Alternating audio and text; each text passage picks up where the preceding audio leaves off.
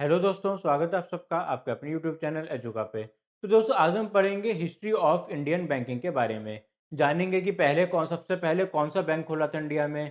फिर जानेंगे कि कौन सा बैंक डूब गया था इंडिया में सबसे पहले। फिर वहां से चलते हुए हम जानेंगे कि स्वदेशी मूवमेंट ने कैसे योगदान दिया हमारी बैंकिंग हिस्ट्री में। उसके बाद भाई फिर जब हमें आज़ादी मिल गई फाइनली, तो कैसे हमने बैंकिंग इंडस्ट्री को और ज़्यादा सुधारा। खासकर नेशनलाइजेशन ऑफ बैंकिंग के बारे में समझेंगे, जिसने हमारी बैंकिंग सिस्टम को ही हमेशा हमेशा के लिए बदल दिया। और इसी तरह फिर हम कल की क्लासेस में और चीज़ें पढ़ेंगे 1991 के रेवोल्यूशन के बारे में। फिर मॉडर्न एज में कैसे हम बैंकिंग को सुधार रहे हैं, वो सब हम डिस्कस करेंगे बैंकिंग की क्लासेस में।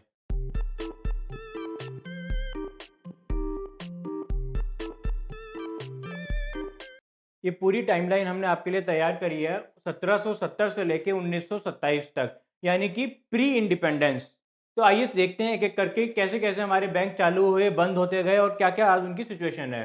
तो सबसे पहले तो 1770 से स्टार्ट करते हैं, जब पहली बार बैंक खुला, बैंक ऑफ हिंदुस्तान। काफी अच्छा चला, ये बैंक कामयाब प्रोजेक्ट था 1832 तक। 1832 में हमारा ये वाला बैंक ऑफ हिंदुस्तान बंद हो गया। इसमें कुछ भी इंडिया का रोल नहीं था। हाँ, इंडिया में खोला जरूर था, पर सब कुछ ही फॉरेनर्स के द्वारा ही मैनेज किया जाता था। फॉरेनर्स ने ही खोला था और फॉरेनर्स ही इसमें लोन देने या लेने का काम करते थे। इंडिया तो, हिंदुस्तान तो खाली नाम का ही है इसमें। और बंद भी हो गया 62 साल बाद ये, क्योंकि इसके एनपीए बहुत ज़्यादा हो गए या बहुत सारे कारणों से। इसके बाद मनी शॉर्टेज हो गई। अब इसी को ही देखते हुए जब ये 1770 में खुला और कामयाब भी हो गया काफ़ी हद तक, तो 1786 में एक और बैंक खोला गया, जनरल बैंक ऑफ इंडिया। पर यह कामयाब नहीं हुआ। ये जो है मात्र 5 साल बाद ही बंद हो गया। ठीक है, अब ये बात याद रखिएगा कि बैंक ऑफ हिंदुस्तान है, ये कोई छोटा मोटा बैंक नहीं था। ये बैंक ऑफ हिंदुस्तान खोला गया था house of Alexander and company. मैं इसका नाम यहां लिख देता हूं, house of Alexander and company.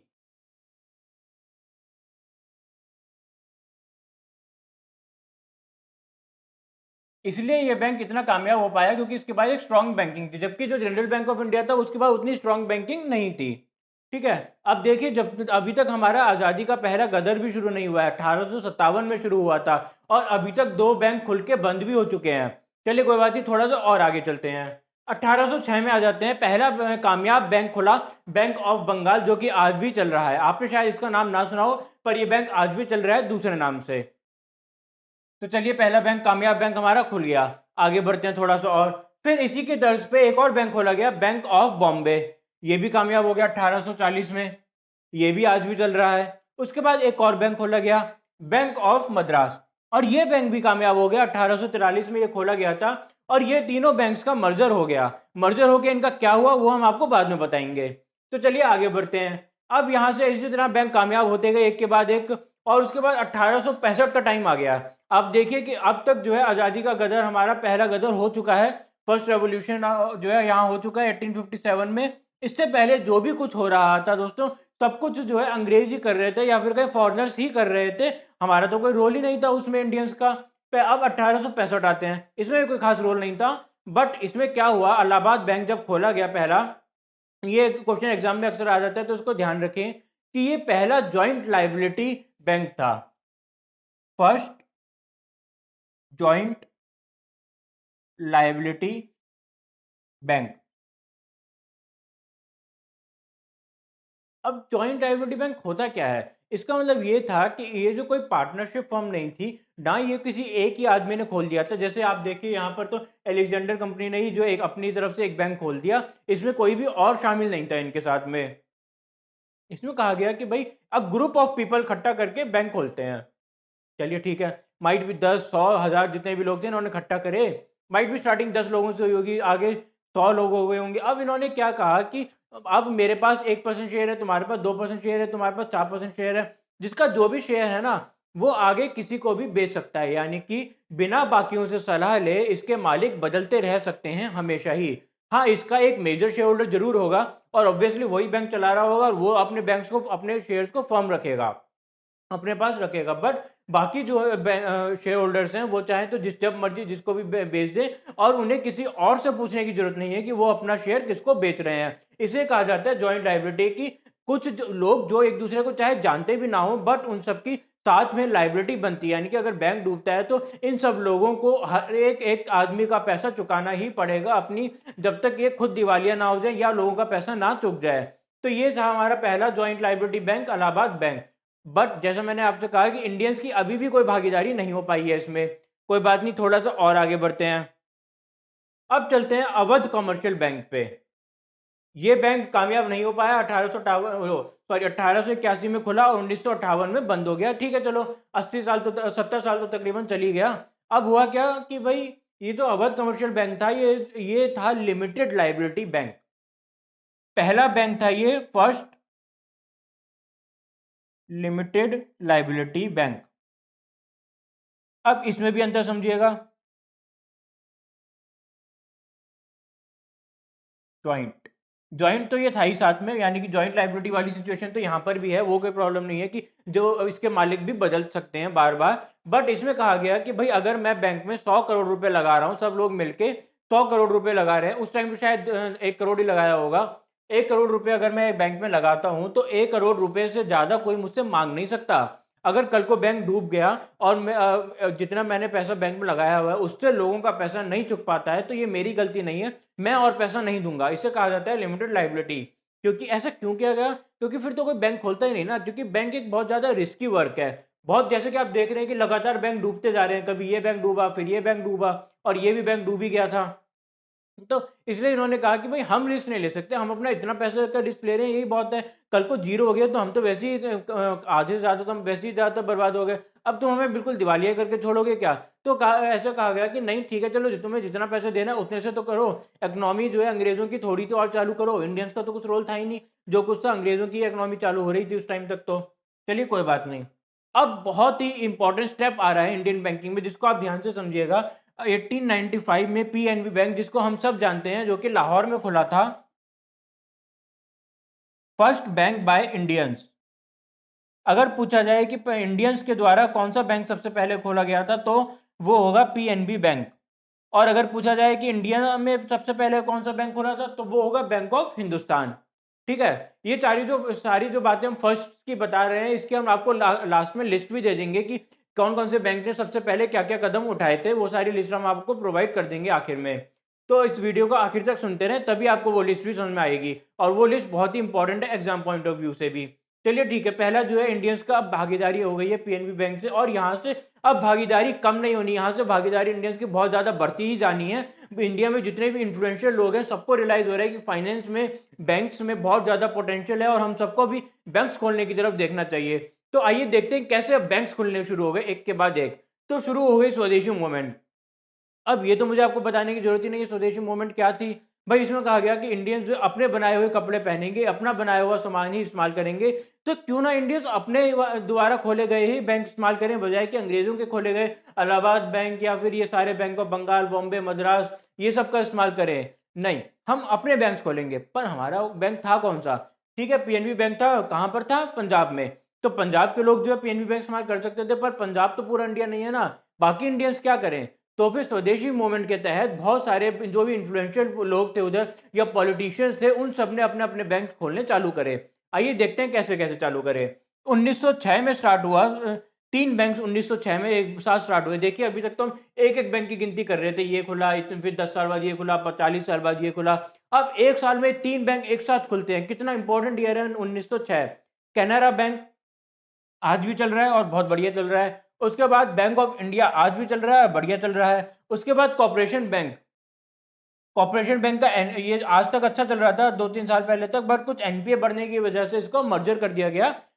इसलिए जो अपने इन्वेस्टर्स का नुकसान नहीं होने दिया, बल्कि ये बैंक दूसरे बैंक से मर्ज हो गया। ठीक है, चलिए आगे बढ़ते हैं। उसके बाद अगले ही साल और बैंक खुलता है। 1907 में इंडियन बैंक खुलता है, जो कि आज तो मर्ज हो गया है। अब एक और अगले साल एक बहुत इंपॉर्टेंट बैंक फिर से खुलने जा रहा है 1908 में, bank of Baroda. Bank of Baroda आज भी चल रहा है, बहुत ही कामयाबी से चल रहा है, बल्कि जो दूसरे बैंक से जिन्होंने एनपीए कर दिया था उनका भी बोझ झेलते हुए बैंक ऑफ बड़ौदा आज भी बहुत बढ़िया चल रहा है, और पूरे इंडिया में बहुत तेजी से इसकी ब्रांचेस फैल रही हैं। बल्कि काफी बार तो ये फास्टेस्ट ग्रोइंग बैंक भी का अवार्ड भी मिला हुआ है बैंक ऑफ बड़ौदा का। ठीक है, तो यहाँ हमारी अभी कहानी खत्म नहीं हुई है, बट यहाँ हमारा स्वदेशी मूवमेंट के इफेक्ट की वजह से हमें 6 बहुत बेहतरीन बैंक मिले, जिन्होंने हमारा अभी तक भी बहुत अच्छा साथ निभाया और आगे भी निभाने वाले हैं बहुत से बैंक। चलिए अब क्या हुआ 1927 में, इस डेट को आप याद रखिएगा, 27 जनवरी 1927 में को ये डिसाइड हुआ कि अब जो है एक बहुत बड़ा बैंक बनाया जाए, इंडिया लेवल का एक बैंक बनाया जाए। पर ये जितने भी बैंक थे ना, आप नोटिस कीजिए, एक बैंक बंगाल में चल रहा है, एक बैंक बॉम्बे में चल रहा है, कोई मद्रास में चल रहा है, तो कोई पंजाब में चल रहा है, तो कोई खाली यूपी में ही चल पा रहा है बैंक। इस तरह से अब ये कोई बैंक ऑफ बड़ौदा उस टाइम पे खाली बड़ौदा में ही था। इस तरह से छोटे छोटे बैंक सारे जगह जगह खुल गए थे, कोई भी बड़ा लेवल का बैंक नहीं था जो कि एक साथ इंडियन इकोनॉमी को आगे ड्राइव करने में मदद करे। तो इसके लिए अंग्रेजों ने डिसाइड किया कि bank of Bengal, bank of Bombay और बैंक ऑफ मद्रास, ये तीनों बैंक्स को मर्ज कर दिया जाएगा इंपीरियल बैंक ऑफ इंडिया में। तो 27 जनवरी 1927 को पहला हमारा नेशनल बैंक निकल कर आता है, इंपीरियल बैंक ऑफ इंडिया। और इस बैंक का आगे क्या हुआ वो भी हम आपको बताएंगे। अब पहले आप ये सारा कुछ नोट कर लीजिए कि प्री इंडिपेंडेंस क्या टाइमलाइन थी हमारी, उसके बाद हम बात करते हैं कि पोस्ट इंडिपेंडेंस हमने कैसे अपनी बैंकिंग सिस्टम को बहुत ज़्यादा स्ट्रॉन्ग किया और कैसे बड़े बड़े रिफॉर्म्स लाए गए बैंकिंग सिस्टम में। अब हमारे देश को आज़ादी मिल चुकी है 1947 में, 1950 में हमारा कानून भी आ चुका है, हमारा कॉन्स्टिट्यूशन आ चुका है। अब उसके बाद हमने अपना बैंकिंग सेक्टर पे फोकस करना स्टार्ट किया। क्यों किया फोकस इतना जल्दी? क्योंकि दोस्तों एक बात समझिए, जब कोई भी इकोनॉमी देश की नहीं चल सकती जब तक उसका बैंकिंग एंड फाइनेंस सिस्टम एकदम रोबस्ट हो। यानी कि हमारे जब तक बैंक्स दुरुस्त नहीं होंगे हम आगे देश को नहीं बढ़ा सकते हैं।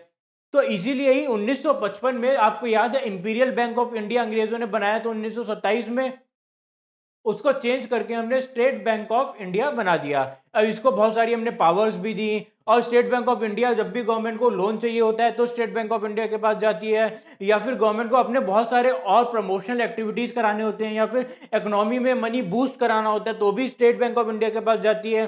अब ऑफ कोर्स आरबीआई तो है ही ये सब काम करने के लिए, बट आरबीआई लोन लेने या देने का काम तो नहीं करता।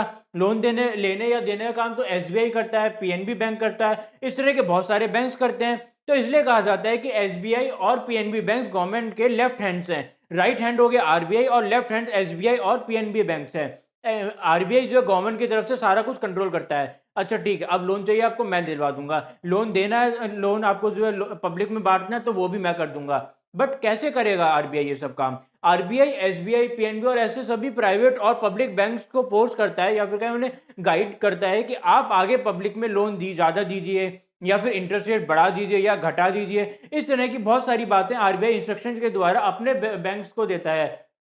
अब होता क्या है कि भाई जितने भी प्राइवेट बैंक्स हैं उन्हें तो अपनी प्रॉफिटेबिलिटी से मतलब है, तो वो क्यों आरबीआई की सुनने लगे? बट एसबीआई और पीएनबी बैंक, जिनका जो ऑब्जेक्टिव है वो यही है कि गवर्नमेंट को ऑफ कोर्स अपने डिपॉजिटर्स और अपने स्टेक होल्डर्स की हेल्प तो करना ही, साथ में गवर्नमेंट के एम्स को पूरा करना। गवर्नमेंट के एम इन बैंक्स के भी एम बन जाते हैं।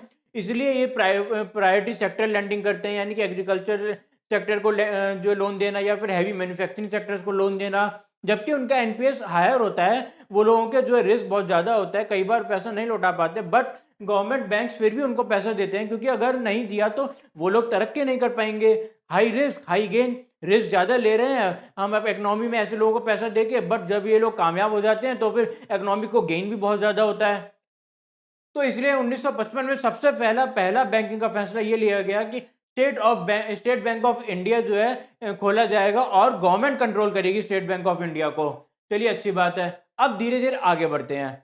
अब डिसाइड हुआ कि जो है छोटे छोटे बैंक बहुत सारे हो रहे हैं और फेल होने वाले हैं। कौन कौन से बैंक फेल होने वाले थे? State Bank of Patiala, State Bank of Hyderabad, State Bank of Travancore, State Bank of Mysore, State Bank of Bikaner and Jaipur. तो ये सभी अलग अलग देश के कोने से हैं। कोई जो है पंजाब से है, कोई हैदराबाद हो गया, कोई केरला से हो गया, कोई जो है तमिलनाडु से हो गया, तो कहीं पे जो है राजस्थान से हो गया। सभी को खतरा हो गया था कि ये जो है डूब सकते हैं, इनको जो है हमें बचाना है किसी भी हालत में। तो फैसला लिया गया कि 1959 में, यानी कि 1959 में, कि सबको मर्ज कर दो एसबीआई के साथ में, स्टेट बैंक ऑफ इंडिया के साथ में, इन सभी को मर्ज कर दो, मर्ज्ड विद एसबीआई। पर जब ये मर्जर हो रहा था तो इनके जो मालिक थे, जो भी पटियाला, ट्रेवनकोर, हैदराबाद, ये सबके जो भी मालिक थे, इन्होंने कहा कि हमारी क्या गलती थी, हमने ऐसे, हम तो हो सकता है बैंक बचा लेते, जबरदस्ती आप हमारे बैंक को मर्ज क्यों कर रहे हो इसमें? तो गवर्नमेंट ने कहा कोई बात नहीं, आपके बैंक थे, हम आपको बचा तो रहे हैं, साथ में ही आपको एसबीआई में स्टेक होल्डिंग दे देंगे। सोचिए, इतने बड़े बैंक्स, एसबीआई में शेयर होल्डिंग मिलने जा रही थी इन सभी बैंक्स को। और कितनी शेयर होल्डिंग मिलने जा रही थी, आइए देखते हैं। डिसाइड हुआ कि जो नया मर्जर है उसमें एसबीआई को 55% शेयर होल्डिंग रहेगी और अदर बैंक्स को 45% शेयर होल्डिंग मिल जाएगी। एक तरह से जो आज का प्रेजेंट एसबीआई बैंक है उसका 45% शेयर अगर इन लोगों ने बेचे ना होते या इनसे बिकवाए ना जाते तो इन पांचों कंपनी के मालिक के पास होता। सोचिए कितने बड़े लोग ये हो जाते। आज एसबीआई बैंक इंडिया का सबसे बड़ा सरकारी बैंक है, बल्कि इनफैक्ट प्राइवेट बैंक भी इसको टक्कर नहीं दे पा रहे हैं आज तक भी। आप अगर सोचेंगे कि सबसे पहला बैंक इंडिया में जिस पे हम भरोसा करते हैं तो वो एसबीआई ही होगा। ऐसे बैंक का 45% गवर्नमेंट ने दे दिया इनको सिर्फ इसलिए ताकि इनके बैंक बचाए जा सके, पहली बात। और दूसरी बात, एसबीआई बैंक और बड़ा हो सके। चलिए ठीक है, अब इसमें कुछ परेशानियां आने लग गई। जब एसबीआई में ये सारे जो बैंक जिनका एनपीए ऑलरेडी ज्यादा था, आप एनपीए समझते हैं? एनपीए मतलब कि वो एसेट जिनको लोन, वो कंपनियां जिनको लोन तो दिया बैंक्स ने, बट वो कंपनियां या तो डूब गई या बेईमानी कर दी, जिस वजह से बैंक्स के पास पैसा नहीं आ पा रहा। तो इस तरह की सिचुएशन में आ गए थे बहुत सारे ये वाले हमारे बैंक, जिसको आरबीआई से एसबीआई से मर्ज किया गया। अब क्या हुआ, एसबीआई में वो भी सारी प्रॉब्लम्स आ गई। यहां से उठ के जो ये सारी बीमारियां थी एसबीआई में भी पहुंच गई। अब इन बीमारियों को इलाज करने में एसबीआई जुट गया।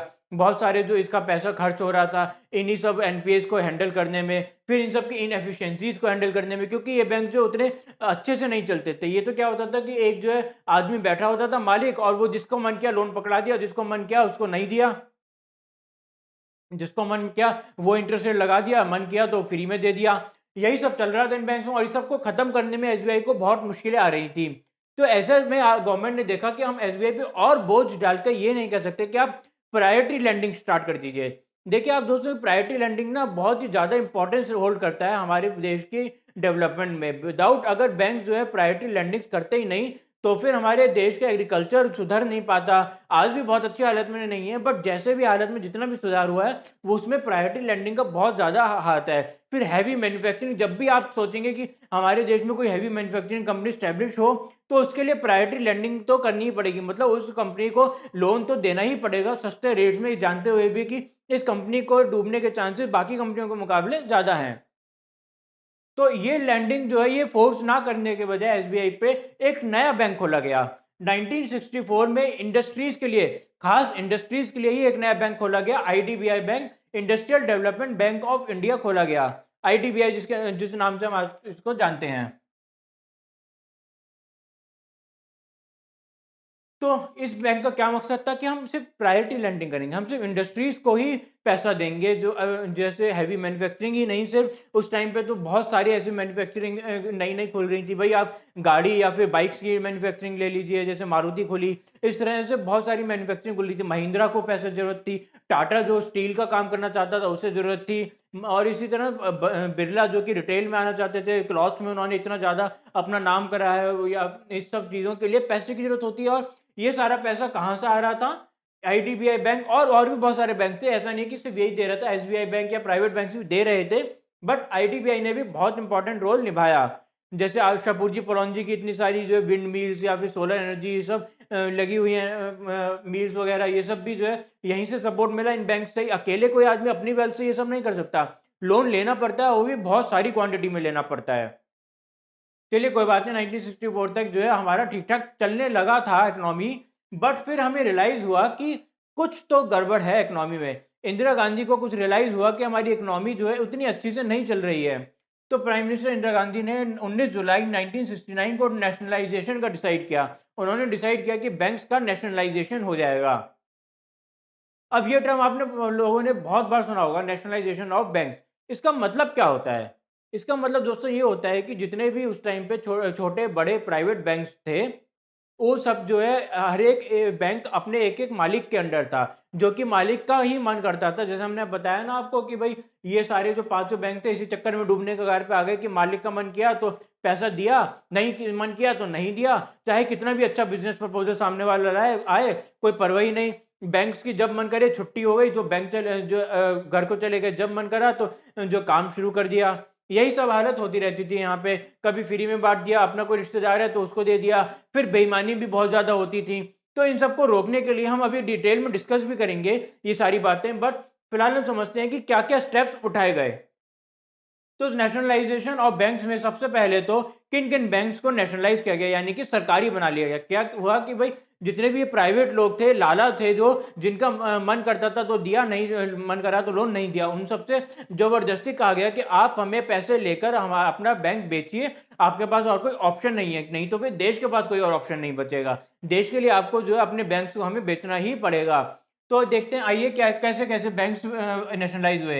इलाहाबाद बैंक हुआ, बैंक ऑफ इंडिया हुआ, देना बैंक हुआ जो कि आज जो मर्ज हो गया बैंक ऑफ बड़ौदा में, उसके बाद बैंक ऑफ बड़ौदा ही आ गया यहाँ पर, सेंट्रल बैंक ऑफ इंडिया आ गया, कैनरा बैंक आ गया जो कि आज भी बहुत अच्छा चल रहा है, इंडियन ओवरसीज बैंक आ गया, पीएनबी बैंक तो हम सभी जानते हैं आज कितना ज़्यादा तरक्की कर रहा है, कितना बड़ा बैंक बन गया है ये, खासकर जो पंजाब स्टेट के लिए। हालांकि इसमें पहले कुछ घोटाला भी आया था, बट उसको भी इसने जो है सख्त किया उस घोटाले को और आगे बढ़ा। फिर बैंक ऑफ महाराष्ट्र जो अब तो मर्ज हो गया है, अब यूनाइटेड बैंक, उसके बाद यूनियन बैंक, सिंडिकेट बैंक जो मर्ज हो चुका पहले, Indian bank, United commercial bank जो अब एग्जिस्ट नहीं करता है, पहले मर्ज हो चुका है।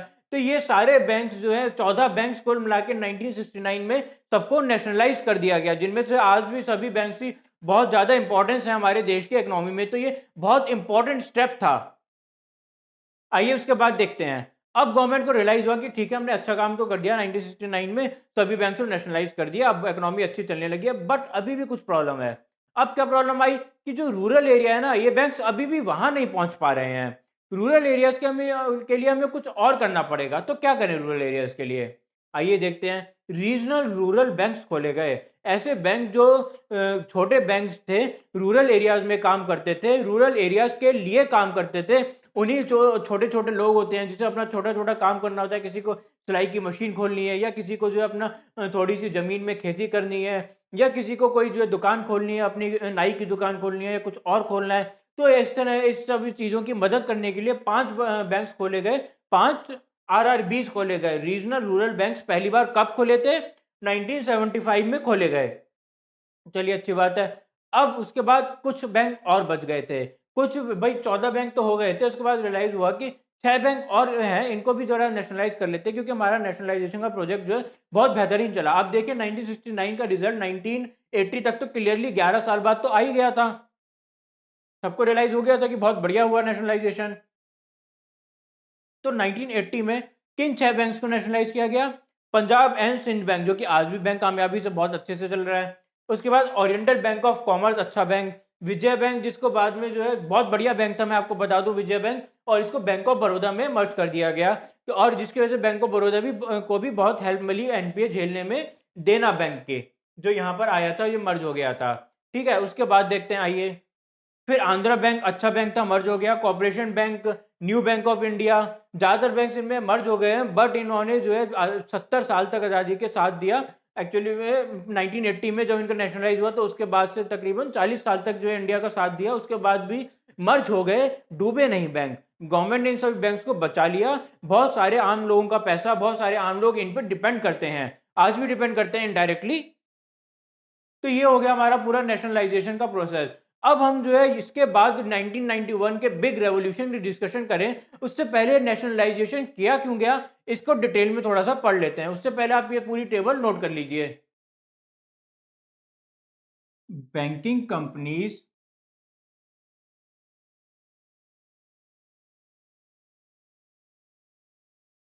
Acquisition and transfer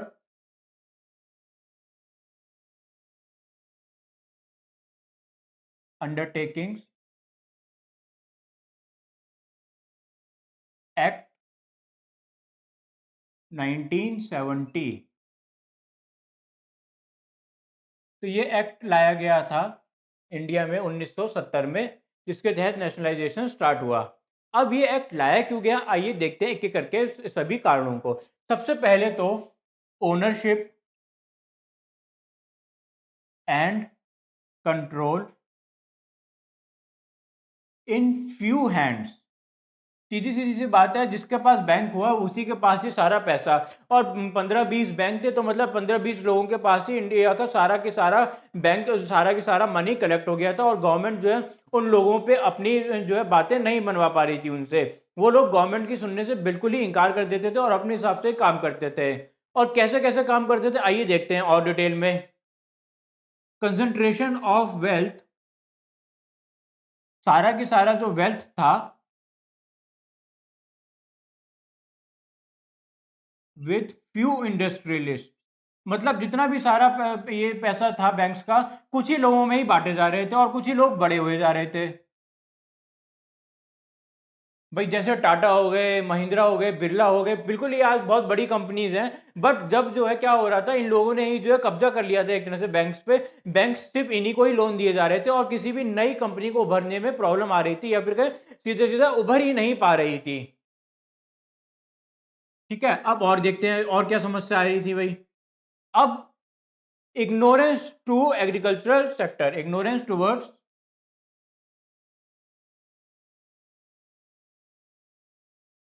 agriculture sector.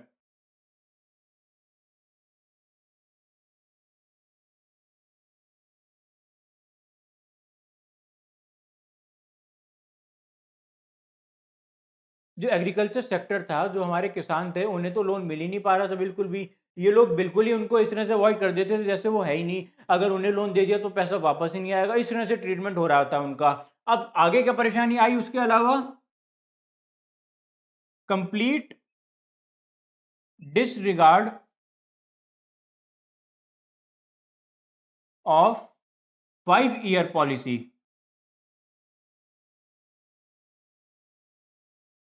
आप सभी जानते हैं कि हमारे देश में 5 ईयर पॉलिसी अपनाई जाती आ रही थी कुछ सालों तक, पिछले कुछ सालों तक एटलीस्ट। उसमें क्या हो रहा था कि भाई पहले 5 साल डिसाइड किया कि एग्रीकल्चर को देने हैं, उसके बाद 5 साल डिसाइड किया कि अब जो स्टील इंडस्ट्री को देना है, उसके बाद 5 साल बाद डिसाइड किया कि अब इलेक्ट्रिसिटी प्रोडक्शन में ज़्यादा फोकस करना है, 5 साल बाद डिसाइड किया कि हरित क्रांति लानी है हमारे देश में।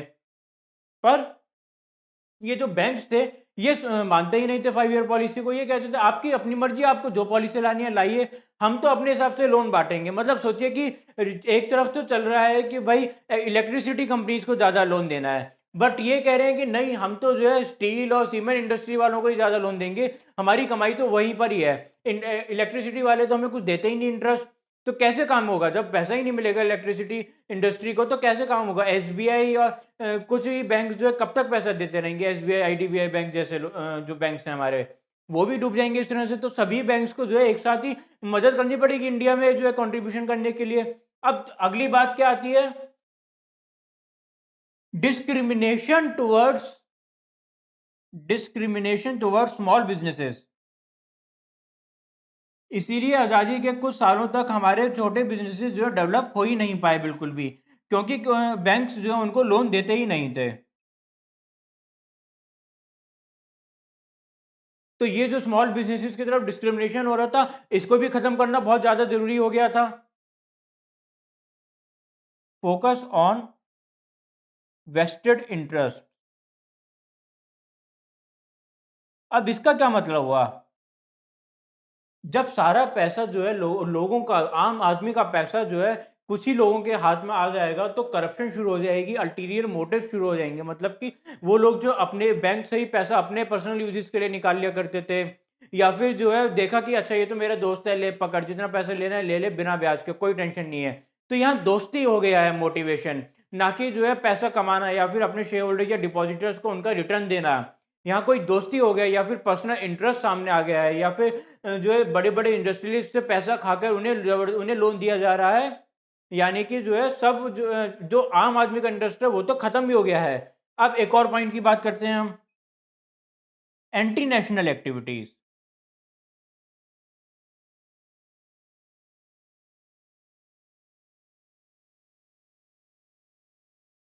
एंटी नेशनल एक्टिविटीज कैसे, एंटी नेशनल एक्टिविटीज का मतलब हो गया कि भाई कोई पाकिस्तान के कोई जो है पाकिस्तान के सपोर्टर्स को पैसा देना शुरू कर दिया, खालिस्तान के सपोर्टर्स को भी पैसा देना शुरू कर दिया इन बैंक्स ने, या फिर कहीं पे जो प्रिंसली स्टेट थी वहां पे जो वहां के राजाओं को पैसा दे रहे हैं कि आप जो वापस अपनी स्टेट को कैप्चर करने की कोशिश कर लीजिए, या फिर इस तरह से चाइनीज वॉर में कम्युनिस्ट वगैरह का साथ दे रहे हैं ये बैंक्स।